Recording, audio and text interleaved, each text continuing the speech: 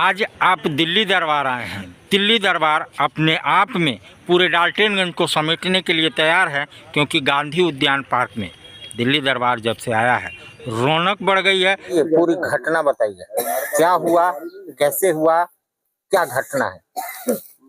घटना ऐसे हुई जे चारों बाल बच्चा के हम ले गए घरे नैहर के पास। नैहर से सब डेरवा ढुकवा के ले नलन की लड़की की माँ बेच दी, ऐसे कर दी वैसे कर दी, मुआ दी, ऐसे कह के डेरवा ढुकवा के ले नलन। और बाद हिफाजत से रखबो नहीं कैलन, नलन था ले गलन ईटा भाटा ले गलन। तब आगे चल के भसुर लागत रहन, हमरो वैसे पहली बार हाथ बात धैले रहन। इसी की वजह से हम लड़की के शक करके हम केस कैले है। शक लागत बा हमरा, वही वैसे करके मिले बहन। कहाँ गई थी ईटा भट्टा पे काम करने? आलमपुर ईटा भट्टा, सासाराम। हाँ। लेके कौन गया था? सरदार। सरदार क्या नाम है उसका? क्या नाम है? नाम नहीं पकड़ेगी, भसूर है। हाँ। नरेश कोरवा। हाँ, वो ले गए थे। हाँ, वो भी ले गया था उसका साथ। मौत के बाद जब यहाँ बॉडी लेके आए तो आपका सूचना दिए वो लोग? नहीं, सूचना नहीं के मिलल हमरा। तब नैहर से गए रहे फोन, तब हम जान रही थे आई रही। तब घरे के यहाँ थोड़े ना हमरा सूचना दिले बड़न कि तोर बेटी ऐसे हो गलो, ऐसे कह न हमर नैहरों के नखन कहले तो एखन ते अपने आप से आयल बड़न, सुनते सुनते आयल बड़न। थाना आया, उसके बाद थाना के कार्य से संतुष्ट हैं? आए थाना में तो हम ही केस कैले है। आइली वहाँ से हमरा पता मिलक, आइली तो हमरा थाना में कैसे वजह से हम गई जे हमरा हमार बेटी रहे तो हमरा नहीं एखन कहलन। हमरा कहतन ना, हम जन्मौले रही पालले रही, हमरा दर्द नहीं रहे। बॉडी निकाला तो आपने क्या देखा, कुछ समझ में आ रहा था? हाँ, क्या? बुलेट के निशान, अब सब गाला वाला घोट के मारल।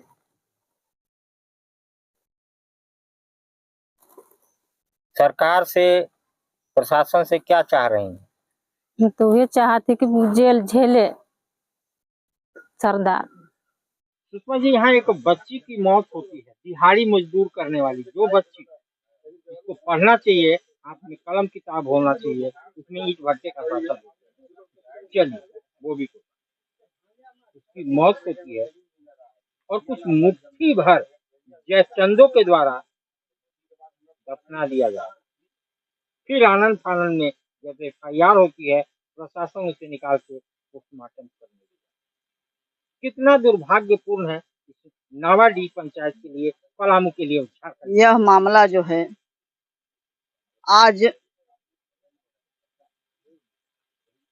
आज की सरकार जो बन रही है, पहले से जो सरकार थी, उनको ऐसे लोगों को मतलब जो जनता जिसको विश्वास करके चुन के भेजती है कि यह हमारी सरकार है, हमें मदद करेगी, उनको शर्म होनी चाहिए कि आज एक आदिम जनजाति की बच्ची के लिए, जो कि यह सरकार के स्पेशल या देश की एक स्पेशल जगह में उनका एक जगह है कि ये आदिम जनजाति जो है विलुप्त हो रही है, इनको बचाया जाए। इनको बचाने के लिए चाहे जिसकी भी सरकार रही हो, ये हवाला देते हैं हम लोगों के बीच कि इनको बचाने के लिए सरकार बहुत सारी योजनाएं चला रही है। और आज जिस एक बच्ची को जिसको स्कूल में होना चाहिए, वह ईटा भट्टा में जाके और क्या कहें, शारीरिक शोषण के ये में होके उसकी मौत हो जाती है। कितनी दर्दनाक बात है। और यहाँ हमारे ही लोगों को मतलब अपने चंगुल में फंसा के, लोभ देके उनको हमारे साथ एक दूसरे से अलग होने के लिए, इसलिए हम यह अनुरोध करते हैं, कहते हैं अपने भाई बहनों से कि हम लोग एक साथ मिलकर अगर हम सरकार बना रहे हैं तो सरकार के लोग भी याद रखें कि कल के दिन में जिस दिन वो लोग हम गरीबों के नजर से गिर जाएंगे, फिर उठने का मौका भी नहीं मिलेगा उनको। इसलिए इनकी माँ को, इस बच्ची की माँ को, रूपा की माँ को इंसाफ मिलना चाहिए, या फिर इस प्रजाति के लिए भी सरकार इंसाफ देवे। अन्यथा हम लोग किसी तरह का उग्र आंदोलन करने के लिए तैयार हैं। हम अब बर्दाश्त से बाहर हो गया है, हम ऐसा काम बर्दाश्त नहीं कर सकते। आज राजीव जी, क्या ऐसी आफत आ गई कि आप कोरवा परैया के गांव नावाडीह में मौजूद हैं? आखिर क्या बात? वैसे हम लोग बराबर आते जाते रहते हैं। कोरवा परैया जो जनजाति है, इससे हम लोगों का बहुत जिंदा लगाव है और इनके दुख सुख में हम बराबर खड़े रहते हैं। आज जो घटना है ये बहुत दुखद घटना है और इस दुखद घटना के साथ समय हम लोग सब मिलजुल करके इसका निदान चाहते हैं, ताकि आगे भविष्य में आने वाली कोई इस तरह की घटना ना घटे हमारे बीच, और हम इसका रोकथाम कैसे कर सके, इसके लिए हम लोग आज एकजुट होकर के विचार विमर्श कर रहे हैं। यहाँ आए तो क्या देखा, क्या हालत? बहुत दर्दनाक हालत है और जो परिवार है वो हैंड टू माउथ है, रोज कमा के खा जीने वाला परिवार है। और जिस बच्ची को स्कूल में होना चाहिए वो बच्ची आज ईटा भट्टा में काम करने गई थी सासाराम, जहाँ से उसका डेड बॉडी आया है और हम लोगों को अंदेशा है उसके साथ कुछ अन्याय हुआ है, कुछ गलत हुआ है, जो जांच का विषय है। कानून अपना जांच करे, हम लोग कानून का साथ देंगे और ये जो समाज है प्रिमिटिव ट्राइब्स, आदिम जनजाति का जो ये समाज है, इसकी हिफाजत के लिए हम लोग संकल्पित हैं। मैं रविंद्र भुइया, भाकपा माले जिला कार्यकारी सचिव हूँ, जिला सचिव। यहाँ पर रूपा कुमारी का जो मौत हुआ है बहुत ही दुखद है, दर्दनाक है। जब हमें मालूम हुआ तो राजीव जी से और भी अन्य साथी लोगों से संपर्क करके हम लोग, जो ये सबसे कमजोर वर्ग है, इस देश के सबसे कमजोर वर्ग है कोरवा परैया आदिम जनजाति, इसके जिंदगी में काफी समस्या और दुख है। इन्हें भट्ठों पर चेन्नई जाना पड़ता है और काफी वंचना और दुख का शिकार, जुल्म का शिकार होना पड़ता है। ये बच्ची भी भट्ठा पर अपने चाचा के साथ काम करने गई थी और भट्ठे की आग में इसकी जिंदगी झुलस गई, मर गई। इसके साथ शोषण और जुल्म हुआ।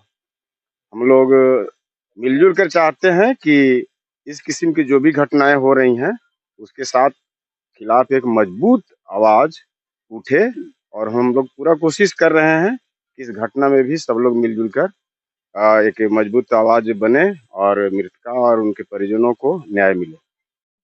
हम लोग यहाँ ये घटना सुनकर राजू जो हमारे राज्य अध्यक्ष हैं, राज्य सचिव हैं, और रविंदर जी, ये सबके साथ 2 दिन से आ रहा हूँ।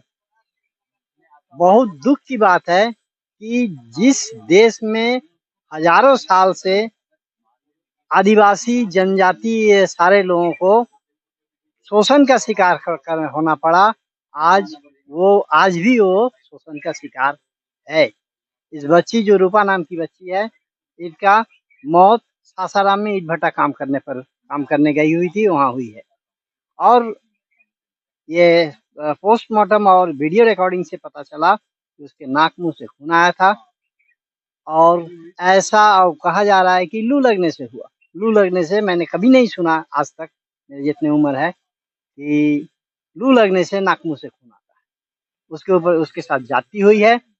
और सिर्फ यही नहीं, इस इलाका में बहुत सारे लड़कियों के साथ पूरा झारखंड से जाते हैं बच्चे बच्चियां, यहाँ तक भी जो स्कूल में पढ़ने वाले हैं, जिनको स्कूल में होना चाहिए, उन लोग को भी रोजगार के लिए जाना पड़ता है।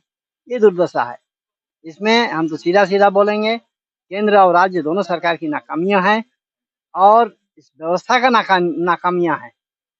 तो इसको लेकर लगता है कि जागरूक जनता और साथ साथ जो शोषित पीड़ित है, वो दोनों मिलके एक साथ संघर्ष करें, आवाज उठाएं और सरकार और प्रशासन को मजबूर करें कि ये चीज रुके और यहाँ रोजगार भी मिले।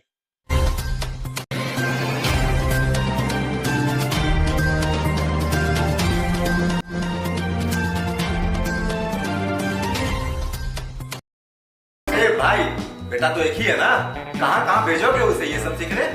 बेटा एक है तो स्कूल भी एक होगा ना भाई।